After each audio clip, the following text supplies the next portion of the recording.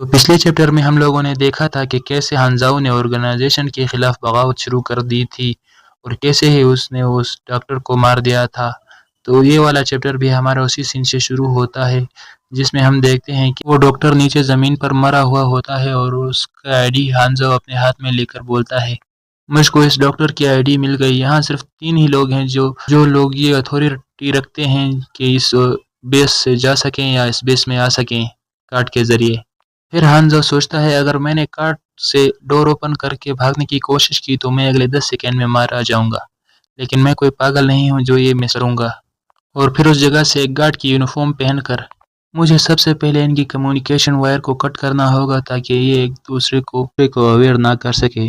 मुझे ट्रांसमीटर काटने के लिए तीसरे फ्लोर में जाना होगा जो कि एक दीवार के अंदर है।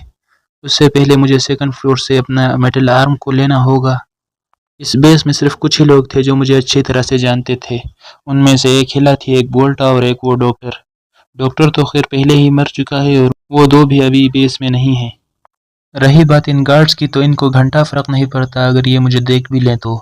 बस मुझे बोल्टा को अवॉइड करना होगा। फिर कोई हानज़ो के कंधे पर हाथ रखता है और बोलता है, तुम कौन से ग्रुप से हो?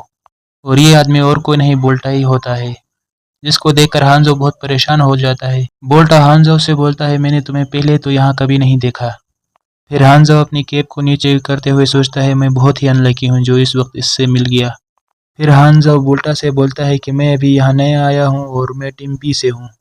ये बात सुनकर बोल्टा भी काफ़ी शौक रह जाता है और बोलता है, हमने एक न्यू मेंबर को भर्ती किया है और मुझे किसी ने बताया भी नहीं, और वैसे तुम्हारी वॉइस मुझे कुछ जानी पहचानी लग रही है।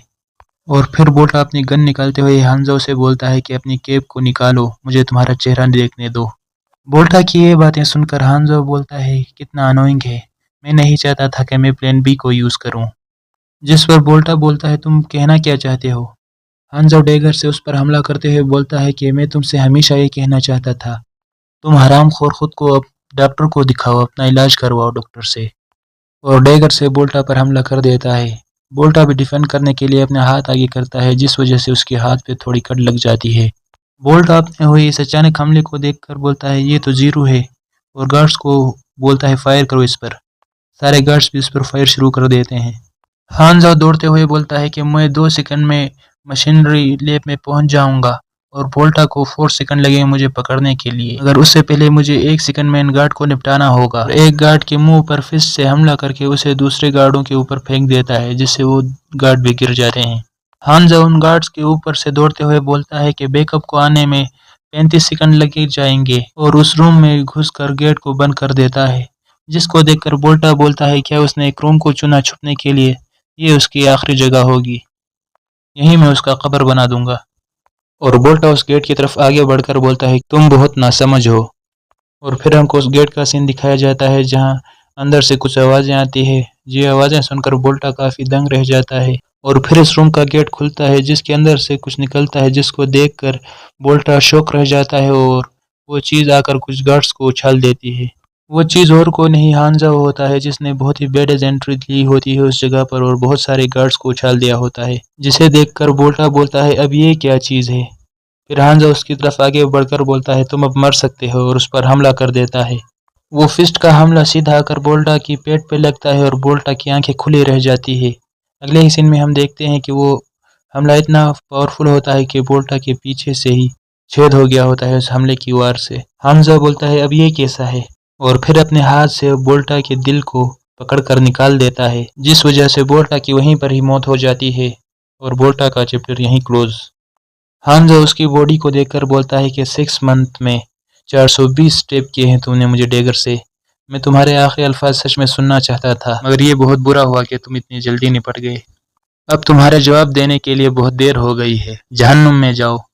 फिर हमको कुछ देर बाद का सीन दिखाया जाता है जहाँ पर कुछ गार्ड्स उस डॉक्टर की बॉडी के पास आकर बोलता है कि बोल्टर को भी किसी ने मार दिया है, और एक गार्ड वॉकी टॉकी पर बोलता है कि सीसीटीवी कैमरे से कोई रिस्पॉन्स क्यों नहीं कर रहा। फिर हम एक गार्ड को देखते हैं जो कि बोलता है कि उस डॉक्टर को इन्फॉर्म करो, जिस पर दूसरे गार्ड उसे बोलते हैं कि वो डॉक्टर पहले ही मारा जा चुका है, जिसे सुनकर वो भी शौक रह जाता है। फिर एक सोल्जर ऑर्डर देता है कि घबराने की ज़रूरत नहीं, टीम ए एनिमी की तलाश में जाओ, टीम बी सीसीटीवी रूम में जाओ, और टीम सी मेन गेट पर जाओ और टीम डी एक्सपेरिमेंट लैब की हिफाजत करो। वो लोग ये बोल ही रहे थे कि वहाँ कुछ आवाज़ आती है और अगले ही सेकंड में वो जगह ब्लास्ट हो जाती है। फिर हम दूसरी जगह के गार्ड को देखते हैं जो कि बोलता है अब ये कैसी आवाज़ थी, हालात कैसे हैं, कोई रिप्ले करो। दूसरी तरफ वो वॉकी टॉकी मरे हुए गार्ड के पास पड़ा हुआ था। अचानक उसको एक हाथ आकर उस वॉकी टॉकी को उठा लेता है। हांजा उस वॉकी टॉकी को हाथ में लेकर बोलता है कि टीम सी ने उस सस्पेक्ट को वेपन स्टोरेज में जाते हुए देखा है और बहुत जल्दी उसे गोली मार देगी और हमें यहाँ बैकअप की ज़रूरत है। जिस पर उस वॉकी टॉकी से आवाज़ आती है कि बहुत अच्छा किया तुम लोग, है ना, रुको हम तुम्हें टीम बी को भेजते हैं बैकअप के लिए। ये बात सुनकर हांजो थोड़ी स्माइल देता है। दूसरी तरफ हम वेपन स्टोरेज का रूम देखते हैं जहां हांजो ने पहले ही गेट के पास में एक रस्सी कनेक्ट की हुई थी बॉम्ब से।